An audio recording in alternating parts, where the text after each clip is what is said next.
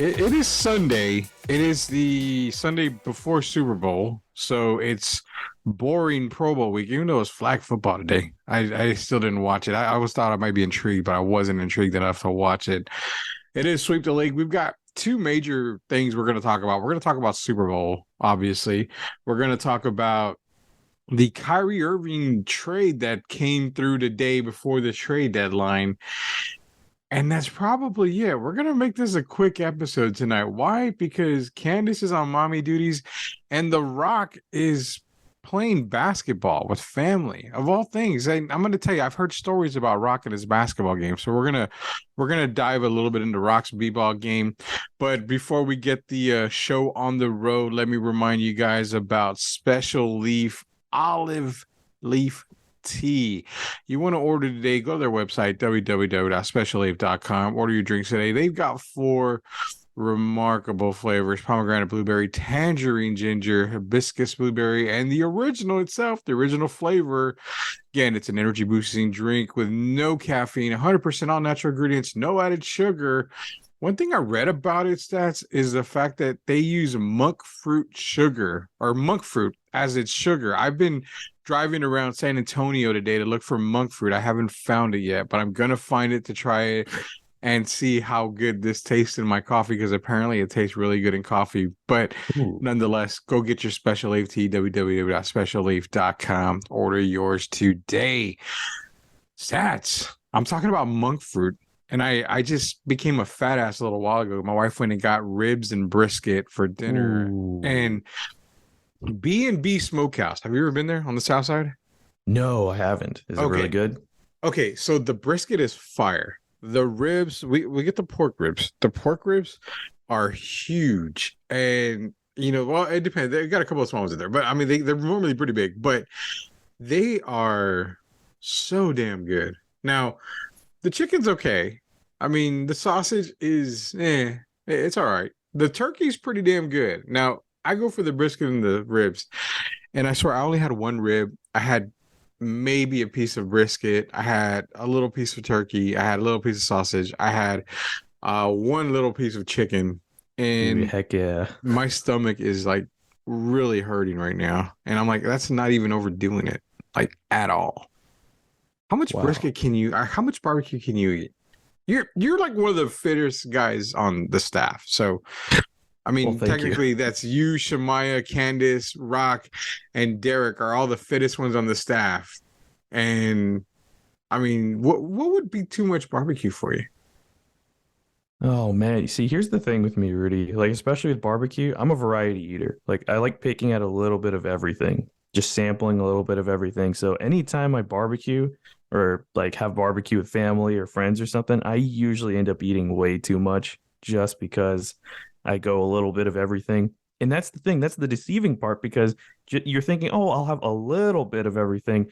In your mind, you don't think at the end, like, oh, gosh, I'm going to overeat. I'm going to overstuff myself. And that's exactly what ends up happening, because I end up having more of a little bit of everything. So it adds up. What's your favorite part about barbecue? Like, what is it? Is it the brisket? Is it the chicken? What is it? Oh, man. It might have to be the sausage for me, man. Really? So it's I get that too. I used to love, like, my dad would barbecue a pretty good sausage, and you like the spicy one? I think I do. I haven't. I'm trying to think. I'm pretty sure I've had like a few spicy like sausages that were pretty good, that were barbecued. What do you like? Where's your favorite around town? If you had to go buy it instead of making it, because I know making homemade barbecues are like good, depending if you're a good cook. But if you which I am not. I am not a good barbecue cook, so I would definitely prefer. I almost burned down the damn carport last time trying to light the fire. That shows you how good of a chef and barbecue guy that I am. But yet I'm in the barbecue contest every year at the Salvation Army. I don't cook. I'm the supervisor. I supervise the team. Well, it hasn't burned down yet, so no, not yet. Well, I like how you put yet, because it could very well burn down soon. But what is your go-to barbecue in town? Oh man. See, I haven't had too many of like kind of mom and pop spots as far as barbecue. I've heard good things about Barbecue Station. I haven't been there, but I've heard good things about it. I've heard good things about blacks, but honestly, man, I'm a simple man. Like I'm a simple guy. If there's barbecue around, I'll go. The Rudy's turkey. But funny enough, Rudy, but Rudy's turkey, barbecue turkey is really good. Like I will have to agree. If there's ever a turkey, a barbecue turkey, I think Rudy's is the go-to place. I think so because it's like real moist. It's real. It's good. It's got flavor to it, and I like that. And Rudy's barbecue sauce. Before I lost weight and I didn't give up barbecue sauce. I haven't eaten barbecue sauce in like almost 3 years now. no way, really? Yeah, my wife's like, it's okay to put a little bit of sauce on the barbecue right now. I'm like, I haven't had sauce in 3 years, over 3 years. Like it's been, you'd be surprised what I've given up in for 3 years now. I haven't had a I had soda. no idea.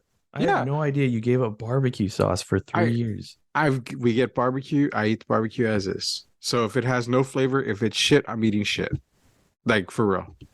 I don't put barbecue Oh, sauce. If I have to have a sauce on it, and it's not even a sauce. I use mustard for everything. No calories in mustard. Probably one of the healthiest things you can eat, mustard seed. I use mustard on everything. I always put mustard. I go to Chipotle. I get a salad at Chipotle. I don't use their vinaigrette. I use mustard in there and I mix it up with the lettuce and all my food. And that's what I use kind of as a dressing. dude, I love mustard, man. Mustard's such a good like condiment, like on anything. Like I'll make like turkey burgers sometimes and just eat like without the buns. I'll just eat them as is and then just put like dip it in mustard or pour mustard on it on the patties and just season the meat as is. You gotta be a crazy MF for not to like mustard. But I know there are people out there that don't like mustard. There are a good amount of people that don't like mustard. There's probably more people than we can imagine that don't like it. All you crazy MFers out there, come on. It's mustard. It's like one of the greatest things out there. Like Yeah. for real.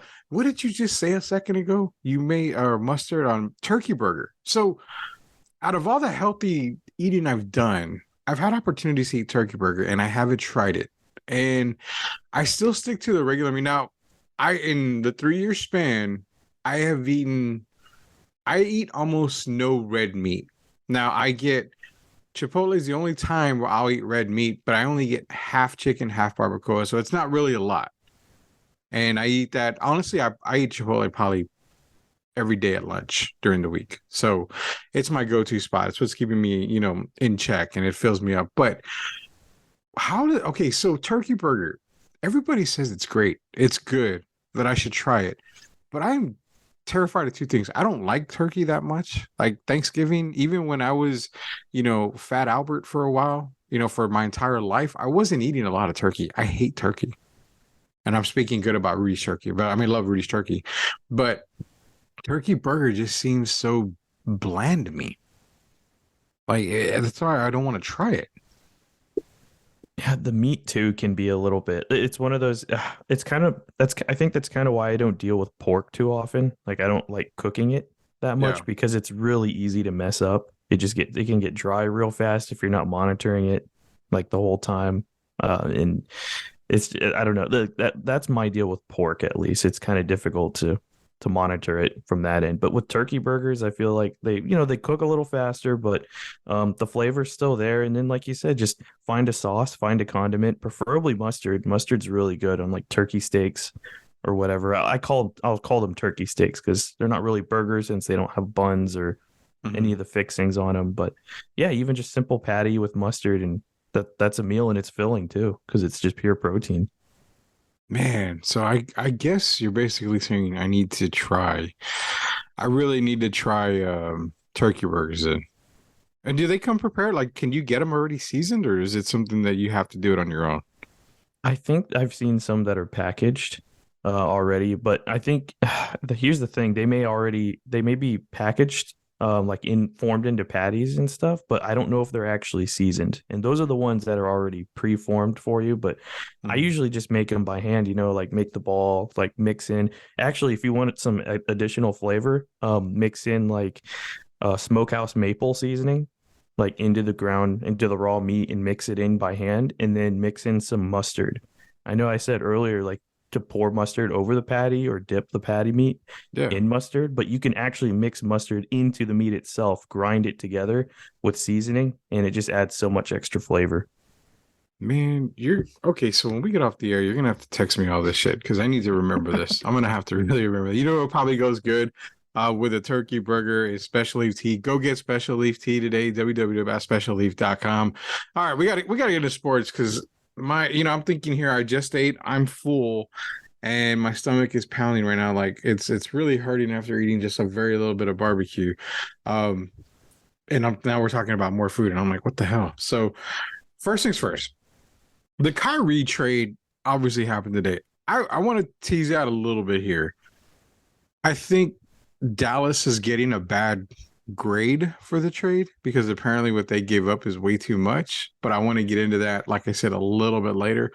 We got to nail the Super Bowl first. Super Bowl's coming up, man. It's Kansas City, it's Philadelphia. Now, popular choice, obviously, is probably Kansas City. I mean, everybody loves Patrick Mahomes, Kermit the Frog himself, Travis Kelsey, obviously, big name there. It's almost like it's the Andy Reid Bowl. I mean, he was coached for both teams, so Yeah, yeah.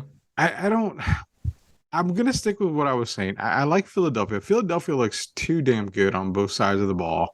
I think this is where again Tyreek Hill is going to be missed. I don't think I think it's going to be a little bit of a struggle. I think Kelsey and Mahomes are fine, but I just think Philadelphia is a little too much. What do you think, man? Are you going to go with Philadelphia still? I think you were taking the Eagles as well, but if not, if you changed it, fine. Because I want to know what the script says too when we're done. Yeah, I've got Eagles all the way, man. My pick hasn't changed. The team looks great on both sides of the ball. Hurts is going to use his feet in this one as well. The Chiefs' defense is a little suspect. They give up big plays.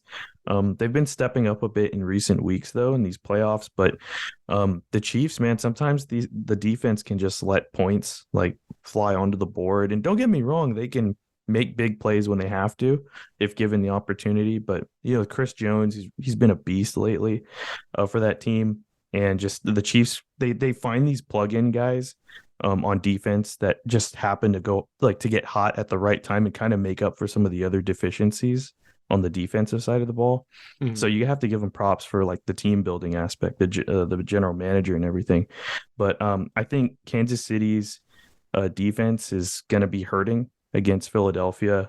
Philadelphia has a lot of weapons. They got AJ Brown, Devonta Smith, 20,000 running backs that can just run the ball, catch the ball.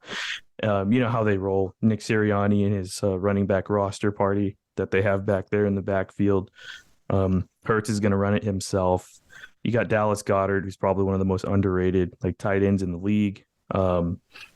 So I just they have a lot of weapons in Kansas City's defense. I mean, McDuffie's been good for them in the secondary, but he's still like really young.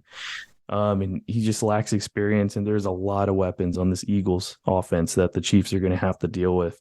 And I could see the Eagles controlling the clock, just keeping Mahomes off the field, having long drives. And I mean, of course, they can make a quick score at any moment as well. So they could do it all, man. High scoring Super Bowl? Yeah, this is going to be a high scoring Super Bowl. All right. So I mentioned script, and I don't know if have you been keeping up with Arian Foster this past week? No, I haven't. What has he said? Okay, so Arian Foster went on a podcast. And first off, I got to ask you this random ass question, off the rails question here, but it has to pertain to what Arian Foster said. I'm not saying you're a druggie. You're probably clean, out of all of us here because I'm clean. I've never done a drug in my life unless you consider alcohol drug. I've never done a drug before in my life. But what isn't drug, coffee considered a drug? If that's the case, then I'm a fucking addict. I am a druggie. Yeah, So, I know, right? I definitely am coffee drinker, and I drink a lot. I probably drink 2 to 3 cups a day almost, and that's Are you a coffee connoisseur, Rudy? No, I stick to the basics, man. I can't drink anything other than that. I stick to the basics. McDonald's coffee is probably the only thing I really drink at home. I buy the Keurig stuff. So, yeah, man. What drugs make you hallucinate? Because I guarantee you, Arian Foster was hallucinating when he went on this podcast. Offhand, any drug? Mushrooms? Is mushrooms even a drug? Like shrooms? I'm sure like Yeah. something has to do with it. Yeah. I Right. mean that I don't know. That can make someone hallucinate. I mean, what did he say? Did he So, say something really, really ridiculous? well, yeah, we're gonna get into. I'm not Oh gonna. boy. This is the part of the podcast. We're gonna update the podcast as we move along here in 2023, to where I'll be able to play sound clips for everybody, so we can hear what he says on a sound clip. But basically, what he says is, he said every year he used to get a script. Day one of training camp, it would get dropped off at his locker. He says we were really dedicated to it. So it was more so like that's what practice was about. It was about practicing the script. Like, this is what goes on. This is what we have to do. WWF, so we know what was going to happen, but you still have to put on the show. He basically said the NFL is rigged. They have a script at the beginning of the season, and every player has to follow it. I shit you not. I can tell by your silence you're stunned. But this isn't WWE, man. It's You not know, like WWE. And NFL players mocked him like nobody's business. You probably have to go on Twitter, and not Twitter, but just type in Arian Foster script and read all the stuff you see about it. So that's what I'm saying. This kind of shit coming out of Arian Foster scripted. What would that do to a league if it technically was scripted like WWE? Like, how? I can't get over reading this, dude. When I heard about it, I got so many text messages about it. I'm like, did Arian Foster die? I mean, all I see is Arian Foster on my text messages and DM. And I hear that he comes out and says the NFL is scripted. Every year, day one, they give him a script on how the season would go. So apparently, I should have known my Falcons were going to lose in the Super Bowl in the last quarter in 3 minutes. Last 15 minutes, 20 minutes game. Like, what for you? I want to get off of this a little bit, but for you, scripted, you've heard it for the first time here. What is it? How do you feel about that? How do you feel about Arian Foster saying bullshit like this? it's ridiculous. That's absolutely preposterous. And the thing is, let's say theoretically, like this big thing comes out and it turns out to be true. Again, this is all theoretical. Like if it does, if it turns out to be true, this would kill the NFL. Like if it was true and this kind of stuff came out, like everyone would be fed up with this. They'd feel betrayed. I mean, the thing is, it's supposed to be presented as actual authentic sports. Like WWE is, World Wrestling Entertainment.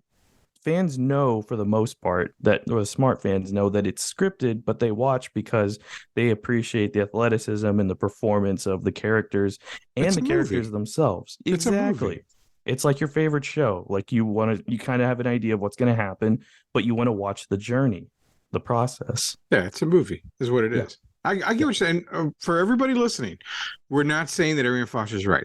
We know it's not scripted. This is total bullshit. This is something that Arian Foster is like Kyrie Irving, who kind of, what's weird, it's a transition because Kyrie said the world was flat and all this other stuff. But the thing too is the fact that as the doorbell goes, I have a postman or something here. Did you order a pizza already? I think so. Now that would be crazy, right? My fat ass decides to get the barbecue ready, and I hear the doorbell with a pizza. No, I didn't order a pizza, by the way. It's actually Arian Foster dropping off my script for this work week coming up here. I got to see what I have to do for the work week here as I'm on my script. But we all know the credibility is gone, and we're saying right now, this is not. We don't believe any word of this at all. Like, we know it's bullshit. We really do. And yeah, credibility and all, but it made me like really scratch my head and think, what the hell is this world coming to, that we have people coming out like this saying, oh, it's scripted, oh, it's this, oh, it's that. No, why would you say anything like that? Why would you even? Because stats, we know for a fact there are dumbass people out there that believe this shit. They will run with this and say it is scripted. they will run with this, dude. Like, why would he say anything? Why even say that? Even if you're the only one that believes it, why say anything? Because you know what? Attention.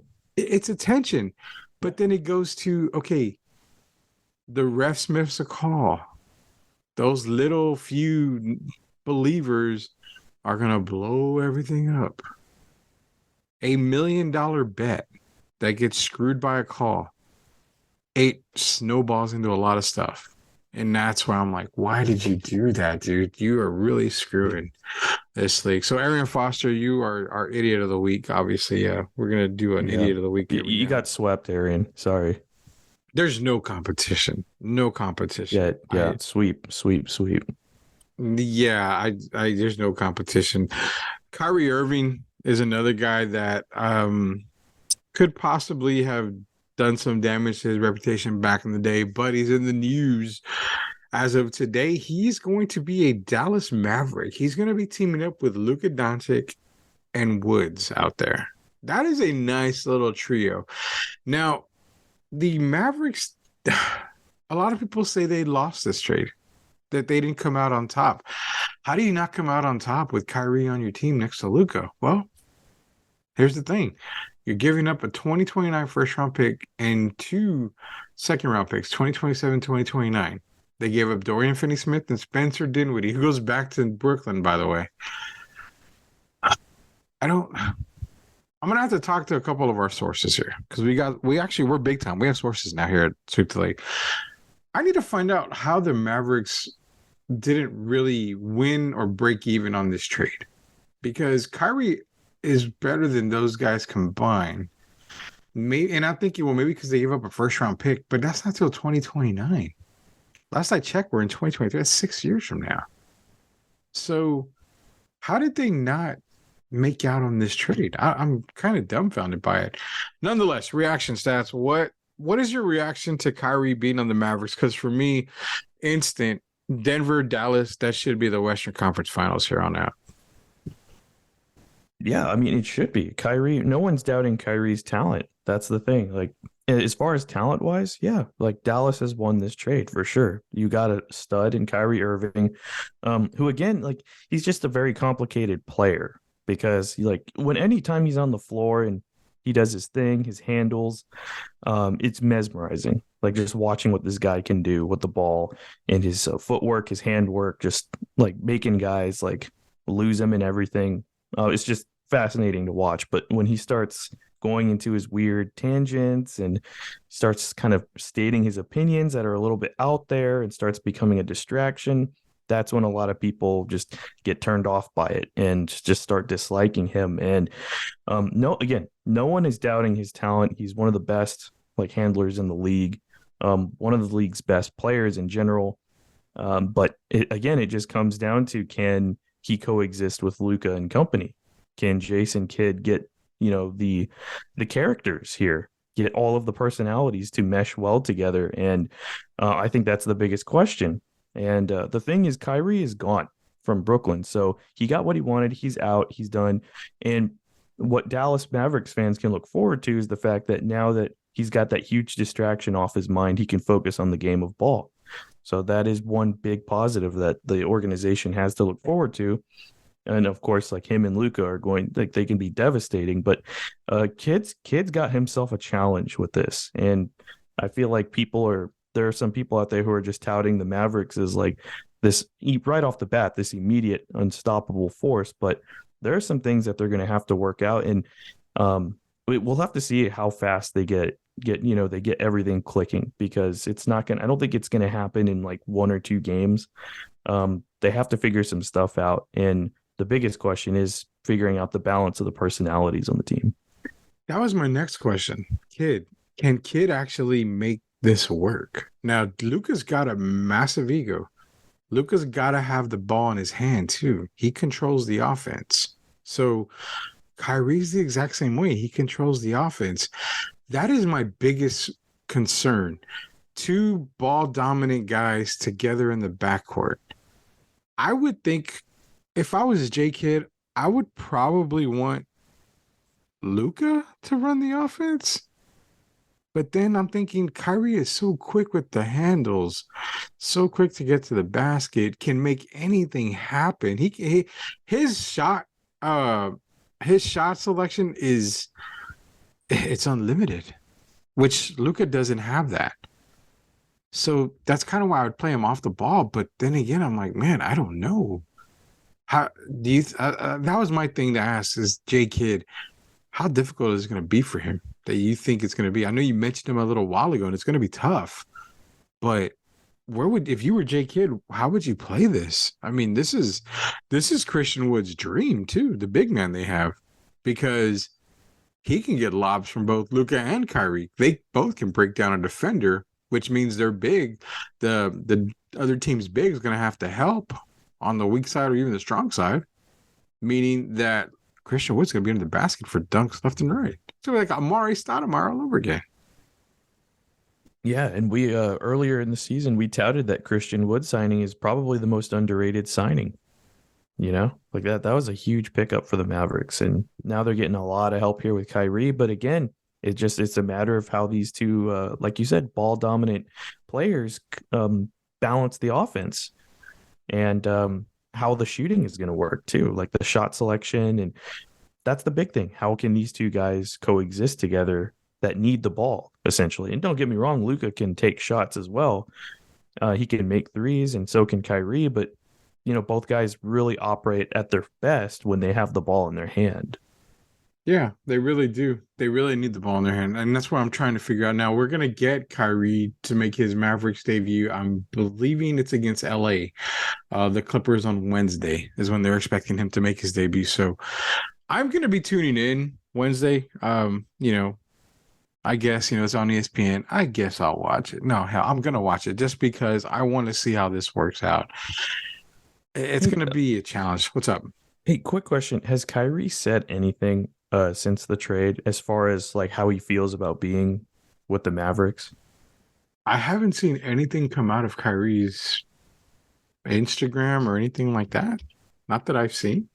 Yeah. Well, because so I know we're just talking about the talent like that Dallas just acquired in Kyrie, and that's, don't get me wrong, they undoubtedly got the talent there, but I just want to read a quote here from Kyrie. So again, probably the biggest thing the Dallas Mavericks fans can look forward to is the fact that Kyrie now has this Brooklyn Nets situation in the past. He's moved forward, and the Mavericks are going to roll with him, and hopefully this will help get Kyrie back on track and be more team focused, and be able to just dedicate and kind of sacrifice for his teammates on this new Dallas team. Well, here's the question. Is it a 1-year rental? Because he's a free agent at the end of this year. Mm-hmm. And he's already stated he wants a max deal, which I think it's like $198 million. I don't know what a max deal is for him. I'm trying to look it up right now. But he wants to get a max deal from somewhere. This is the bold question that I have for you and for everyone out there as well, is the shit that he's pulled off in Cleveland, the shit that he's done to Brooklyn, the issues that he caused in Boston for the little time he was there. What team's going to want? And again, you're talking about, I can't say generational talent, but I can definitely say elite talent. Like, this guy is freaking good. But what team is going to want to pay this guy, knowing that you might get problems left and right from him? Yeah, I mean, it's like almost at this point. On a whim, he could quit on the team. Exactly. I mean, it has Russell Westbrook feel all over it. So he's eligible for a 4-year, $200 million extension. And that's what he wants. So does Cuban give it to him? I mean, you did trade for him, and to me, you gave up assets, but not anything to kill your team. I don't believe. I think from what I read too, is that Dallas isn't done making deals, which means you could possibly see a Zach LaVine in Dallas. Possibly, you could maybe even see. I have heard that one, and that was before the Kyrie Irving deal was even made. You could see an OG Anunoby to Dallas, maybe. I mean, DeAndre Ayton might be on his way to Dallas. We don't know, but apparently Dallas is still going to be making another move or so. So I don't know, man. This is getting kind of crazy for me because it's like you get Kyrie maybe at least for this season, but does Cuban sign him onto the extension? Give him Luca and Kyrie in the backcourt? Does he want to make sure it works out first? I have no idea.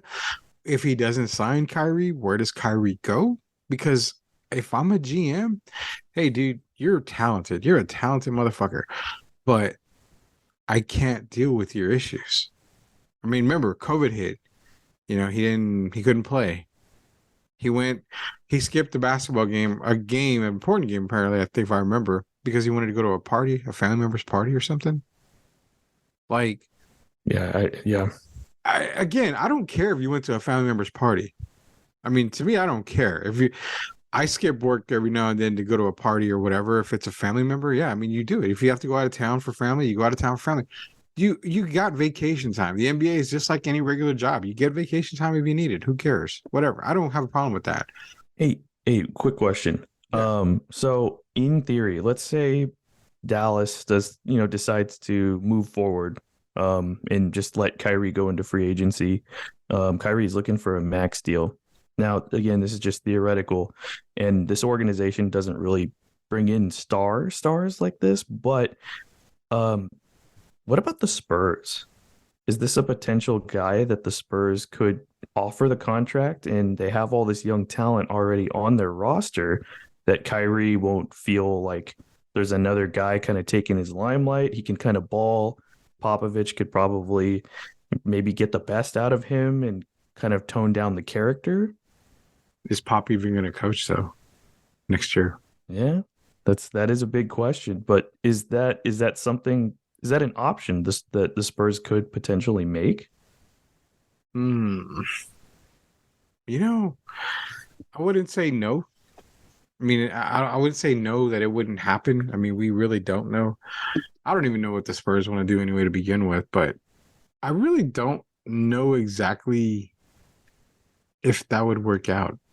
The fans would love Kyrie here, no doubt about it. Does it harm the development of the younger guys? Probably. Does it benefit them? Probably, because now you have a guy who can break down defenses, who can get to the lane, who can command a double team, which is going to free somebody up. He's going to cost you, you know, 30 plus million a year, maybe 25 minimum a year. And the Spurs are going to have the most, like, they're one of the teams that's going to have the most money available. And I can give you the exact number right now. Going into next season, as of today, the Spurs they're number 30 on salary cap. They are paying out the less out of any team in the NBA. And when I say the less, we're talking they're paying about $17 million, $18 million less than the team above them. Next year, they only have technically right now 54 million, almost 55 million in guaranteed contract. Wow. That is insane, dude. And I'm going to tell you Yeah. right now, the cap space. Let me look up what the cap is right now because we don't know what it is going into next year. Um, Let me see. NBA salary cap for this year is 134 million. Dude, we're talking about the Spurs. 134 million is the cap. The Spurs aren't even at 100. They are 34 million underneath the cap, roughly. Man. Next year, it's supposed to cap's supposed to go up next year, I believe, if I'm not mistaken. But if it doesn't go up next year and it stays at 134 million, it's 162 million before you get taxed. So if they say 134 million, you're great. But if they get to 162, as long as they don't go over 162, they won't get that dollar for dollar tax. So the Spurs essentially have $108 million if the cap stays the same to spend. They Wow. they won't do it because it's San Antonio. We don't have all the money in the world. So you have to put a product out there. It's like HEB's Hill Country Fair. That you've got Brooklyn and all these teams that are Coca-Cola and Hmm. Pepsi and all that. Well, the Spurs are Hill Country Fair. They can't compete with the bigger ones, so they're going to put a good product out there for people to buy, but it's not going to be the number one contender every year. That's exactly the comparison I can use. Yeah. They're not going to. I don't think they're going to be big time in free agency. They're going to want to keep it under 99 million, maybe under 100 million, because, bro, they're not selling tickets. Nobody goes to the games, so But you've again, got to that's cut why I back. ask. Yeah. But again, that's why I ask about this Kyrie option because Kyrie would put butts in seats. I would go see him. I would go to a Spurs game and watch him numerous times. And then, of course, you got more eyes on the prize here in San Antonio. Get more games on like big time TV spots, maybe against, Kyrie against Durant, all of his old matchups, Kyrie versus LeBron on TV, ESPN, TNT, kind of bring more eyes to San Antonio. If you put it like that, I can probably see that. Then, I mean, considering you're on 80 million underneath the low part of the salary cap at 134, 25, 30 million for Kyrie is not. It doesn't kill your cap at all. So I could definitely see that if that's something they wanted to do, but it's getting Kyrie here. I mean, San Antonio is probably ranked exactly where they are in the salary cap that they are on his list. Probably the very last team. He would probably rather go back to Brooklyn before he went back there. He came to San Antonio. I Yeah, and mean, again, we just don't know what's going on in the mind of Kyrie. It's just he's the enigma. I think we've said that before on yeah, this he really podcast. He is. really is an enigma, man. We just don't know. But you make an intriguing point, man, because Kyrie and San Antonio would sell some tickets. It would get some national games because, I mean, who doesn't want to see Kyrie versus LeBron? Who doesn't want to see Kyrie versus KD if KD is still in Brooklyn? There's word that KD might want out of Brooklyn now. He might want to be traded before the trade deadline because what the hell are you going to do? I mean, Brooklyn screwed up. They screwed up big time. They did not surround KD and Kyrie with the one player that made sense, and it had to be a big man. Ben Simmons was not that guy. James Harden was not that guy. You traded, basically all you did was trade dog shit for a bigger bag of dog shit when it came to Ben Simmons and James Harden. I mean, they're both James Harden for the most part is doing good now. He's doing fine in Philadelphia. He's actually bought into the system, knowing, hey, Joel Embiid is that guy. He's more, he's deferring to Joel Embiid and he's actually playing the way he needs to play for Philadelphia to succeed. But Ben Simmons, I mean, come on, man. This guy, this guy's fall from grace was big time. I mean, I don't get it. But that's what the It's problem is. it's fascinating because they bring Simmons in, but what does he add like to that team? Because again, we already talked about Kyrie's like very ball dominant, but so is KD. Both those guys need the ball, so they need to be surrounded by like a big man and shooters. And in theory, they brought in Joe Harris. They signed him to an extension, which was a which it was a great move at the time. Pretty good deal. But what does Simmons add outside of defense? Like he can't shoot the ball still. He has to be up near the rim. He doesn't spread the floor. So, Are we even so sure he brings defense to the table? I mean, that's probably declined. But before we stick with Simmons, you mentioned Harden and kind of embracing his role in the Sixers. I got to give him more props too, because at the beginning of this season, and you got to give him props for this. He right from the get go, right from the beginning of the season, I think he realized that he had to make a mental change in how he approached this team, how he approached his role, because I don't know if you saw any of the photos of him, like from camp and his workouts, Mhm. but the dude lost a bunch of weight. He looked good, like going into the season. He lost fat because remember how all those like the tubby pictures of him from like his last season in Houston. Yeah. But yeah, and even when he was with Philly, he still carried some of that weight, but he lost a bunch of weight. He looked like a lot better going into this season. So not only did he physically transform, but he mentally, like you mentioned, just absorbed this new role and just brought it in and just completely bought into this system. Yeah, he really did, and it shows. I mean, Philadelphia's playing some really good ball right now. 2-game winning streak. They've been playing really good, and I think they're going to overcome. I think they're going to be able to get past the Bucks. I think they're going to overtake them in the standings. Um, Boston's kind of that team that's kind of a mystery for me in the East because I still think they're. I like Milwaukee, but I think Middleton. it's going to hurt them. I think they need to get Giannis another scorer there, another, not alpha type player, but somebody that makes sense for them. Um, Kyrie there would have been, Jesus Christ, that would have been massive. But maybe a guy like a Kyle Lowry would be good there if they can Yeah, get like a him. distributor. Yeah, just somebody there that can get some points but can distribute, make it a little bit easier for Giannis out there. Man, Um, Kyrie would have been wild in Milwaukee. That would have been that absolutely nuts because that roster is stacked with shooters like all across the board. Yeah. Oh yeah. And I think Kyrie there, with him and Giannis, I mean, it's two different types of players.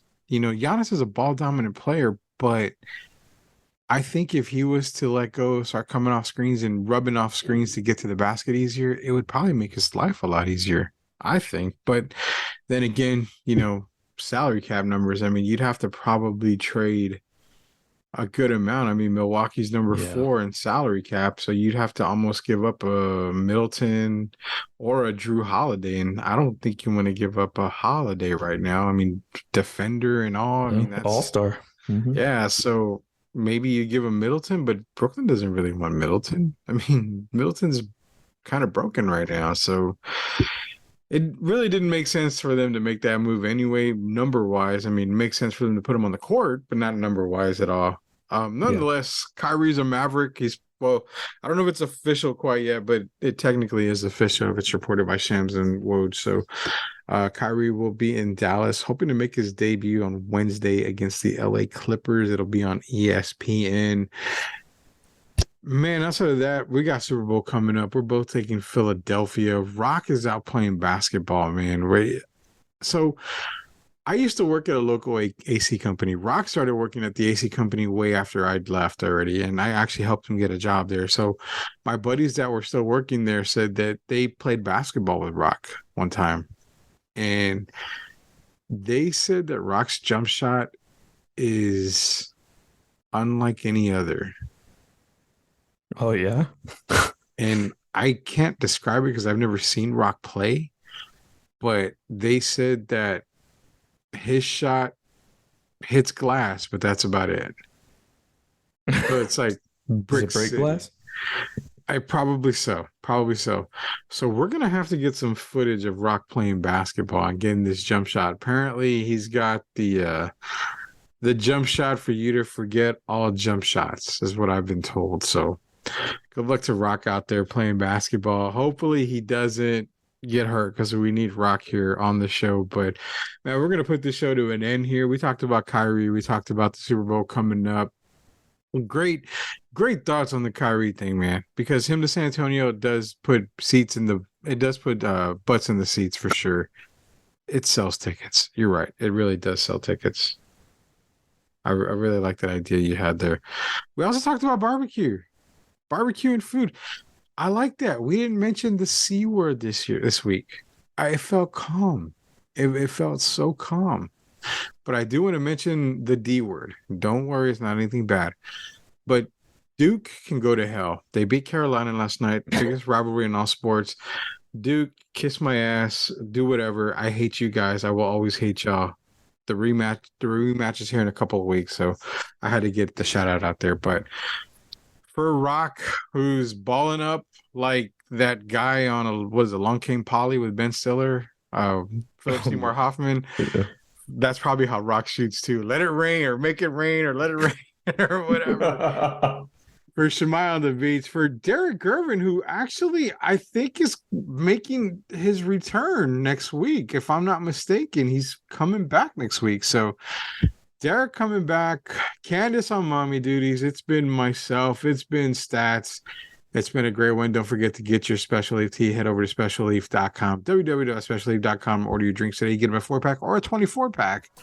4 great flavors: pomegranate, blueberry, tangerine, ginger, hibiscus, blueberry, and the original flavor itself. So, again, for Stats, it's Rudy Campos Jr. So we sweep the league again next week. We'll see y'all then. Oh yeah.